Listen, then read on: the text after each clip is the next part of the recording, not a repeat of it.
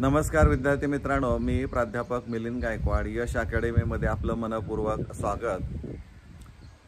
11वी centralise online admission प्रक्रिया सुरू झाल्यापासून विद्यार्थी असतील, शिक्षक असतील, पालक असतील किंवा इव्हन संस्थाचालक असतील, हे सगळेच एका संभ्रम अवस्थेमध्ये पाहायला मिळतात. कारण आपण जर पाहिलं की नंबर ऑफ स्टुडंट्स रजिस्टर्ड जर पाहिली, ही संख्या 14,31,980 इतकी काल अखेरपर्यंत आहे. आणि तिसरी फेरी ज्यावेळी सुरू झाली, 25-26 2 दिवसात प्रवेश प्रक्रिया दिली, त्यासाठी वाटप केले होते संपूर्ण राज्यभर 1,11,235 विद्यार्थी. त्यापैकी 20,171 विद्यार्थी असे आहेत की त्यांनी त्या फेरीमध्ये प्रवेशच घेतला नाही. म्हणजे हे विद्यार्थी पुढच्या फेरीमध्ये निश्चित येणार. 8,11,731 विद्यार्थ्यांनी आज अखेरपर्यंत प्रवेश घेतलेला आहे आणि 6,20,449 विद्यार्थी अजून प्रवेशापासून वंचित आहेत. म्हणजे आता फेऱ्यांचा विचार जर केला तर फक्त 2च फेऱ्या आहेत असं गृहीत धरायला काही हरकत नाही, चौथ्या आणि ओपन टू ऑल. आणि या विद्यार्थी संख्येचा विचार जर केला तर आणि 1,11,000 या रेशोमध्ये जर आपण विचार केला तर चौथ्या फेरीला तेवढे विद्यार्थी देतील, 1,10,000 आपण समजूया. पण बाकी 5 लाख विद्यार्थी हे ओपन टू ऑलला, म्हणजे तिथं जत्रा भरवणार की काय अशी परिस्थिती निर्माण झालेली आपल्याला पाहायला मिळते. म्हणजे नेमकं राज्यभर या समितीच्या माध्यमातून जी कॉलेजेस रजिस्टर्ड झालेली असणार आहेत त्यांना ज्या पद्धतीनं वाटप करायला पाहिजे होतं ते वाटपच चुकलेलं आहे असं यावरून स्पष्ट होत आहे. पण त्याचा परिणाम असा झाला आहे की विद्यार्थी, पालक, शिक्षक, संस्थाचालक सगळे संभ्रम अवस्थेमध्ये आहेत. त्याचं कारण असं आहे की जर आम्ही इंटेक तुम्हाला दिला असेल, प्रत्येक कॉलेजेसनं त्यांचा इंटेक किती हा दिलेला असताना देखील विद्यार्थी हे तेवढे दिले जात नाहीत. म्हणजे ज्या प्रमाणात प्रत्येक फेरीला विद्यार्थी द्यायला पाहिजे होते ते दिलेले नाहीत. त्यामुळं संस्थाचालक संभ्रम अवस्थेमध्ये आहेत, शिक्षक संभ्रम अवस्थेत. जर तेवढे विद्यार्थी आलेच नाहीत तर काही शिक्षक हे सरप्लस होऊन त्यांना अडचण निर्माण होऊ शकते. त्यामुळं मोठा प्रश्नचिन्ह निर्माण झालेला आहे. परंतु यांना कुणाचंही काही घेणं देणं दिसत नाही आहे. सिस्टीम कशा पद्धतीनं रन करतायत त्यावर कुणाचं नियंत्रण आहे हे तर आता सांगणं खूप अवघड आहे. पण जर आपण असं याचप्रमाणे विचार केला की बाबा ठीक आहे, याप्रमाणे विद्यार्थ्यांचं वाटप केलं तर शेवटच्या फेरीला ओपन टू ऑलला 5 लाखापेक्षा जास्त विद्यार्थी येतील. आणि म्हणजे याचा अर्थ तुम्ही 5 लाख 5.5 लाख विद्यार्थ्यांना एकाच वेळी सगळ्यांना प्रवेश देऊन रिकामे होणार आहात का? आणि जर तसं झालंच तर पुढच्या वर्षी विद्यार्थी पहिल्या, दुसऱ्या, तिसऱ्या फेरीला येणारच नाही. तो म्हणेल ओपन टू ऑलला जाऊन एकदाच अर्ज भरून एकदाच सगळी प्रक्रिया पूर्ण करू. म्हणजे ही जी काही संभ्रम अवस्था आहे किंवा गैरसमज होत आहे याबद्दल कुणीच काही भाष्य करायला तयार नाही. आणि कुणालाही, ना शिक्षण व्यवस्थेला ना शिक्षण खात्याला याची काळजी आहे, काही घेणं देणं दिसत नाही आहे. म्हणजे विद्यार्थ्यांच्या हितासाठी कोणी प्रयत्न करताना दिसतच नाही. वंचित कसा राहील या दृष्टिकोनातून प्रयत्न होताना दिसतात की काय अशी शंका निर्माण होण्यासारखी परिस्थिती आपल्याला दिसते.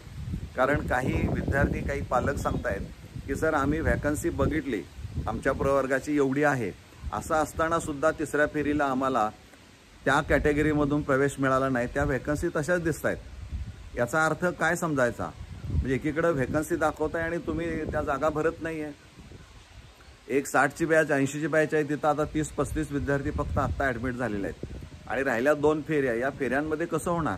त्यामुळे ही जी काही एकूण संभ्रम अवस्था आहे आणि धोक्याची घंटा कुठं आहे मी तुम्हाला सांगतोय, या शिक्षण विभागानं आणि शिक्षण खात्यात लक्षात घ्यायला पाहिजे.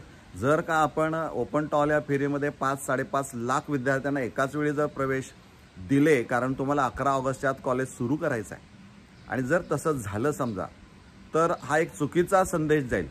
म्हणजे एकूण सिस्टीम फेल गेली आणि चुकीचा संदेश जाईल. आणि पुढच्या वर्षी याच पद्धतीनं ज्यावेळी तुम्ही योजना राबवाल त्यावेळेस विद्यार्थी पहिल्या, दुसऱ्या, तिसऱ्या फेरीला बिलकुल फिरकणार नाही, चौथ्यालाही नाही येणार.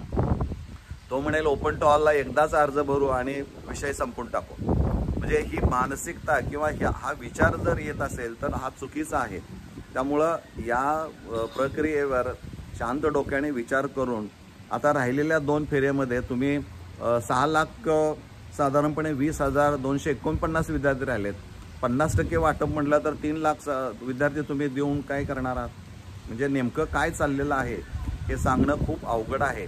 त्यामुळं ही जी काही संभ्रम अवस्था आहे ही दूर करायची असेल तर आपण येणाऱ्या कालावधीमध्ये याच्यावर चांगल्या पद्धतीचं नियोजन केलं पाहिजे.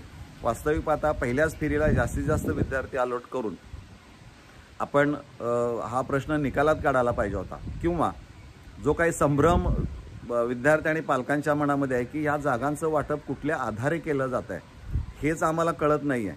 आम्ही एकदा ॲडेडला टाकतोय तर विद्यार्थी आमचा अनएडेडला जातोय. मेरिट आहे 93% 98% आहे. तर हा जो काही संभ्रमाचा पार्ट आहे तो कशा पद्धतीनं ही वाटप विद्यार्थ्यांचं केलं जातं ह्याबद्दल कुठंच काही यंत्रणेनं काही सांगितलेलं नाही. आणि तुम्हाला काही सांगायचं असं म्हटलं असेल तर हे चुकीचं असणार आहे. कळालं पाहिजे की बाबा या कारण त्याशिवाय अर्ज करताना अर्जदाराला काहीच कळणार नाही कसा अर्ज करायचा तो. त्यामुळं ही संभ्रम अवस्था कमी करणं हे शालेय शिक्षण विभागाचं आणि शिक्षण खात्याचं प्रामुख्यानं काम आहे. तर ते आपण करणं खूप गरजेचं आहे. मला वाटतंय ही संभ्रम अवस्था वेळीच दूर करणं गरजेचं आहे. नाहीतर पुढच्या वर्षी सगळ्यात मोठा धोका या यंत्रणेला बसणार आहे. सगळ्यांनीच ठरवलं की नाही शेवटच्याच फेरीला अर्ज भरायचा आणि निकालात काढायचं सगळं काय असेल ते. तर तुमची अवस्था काय होईल यावर आपण विचार करणं गरजेचं आहे. आपण सुधारणा करणं गरजेचं आहे.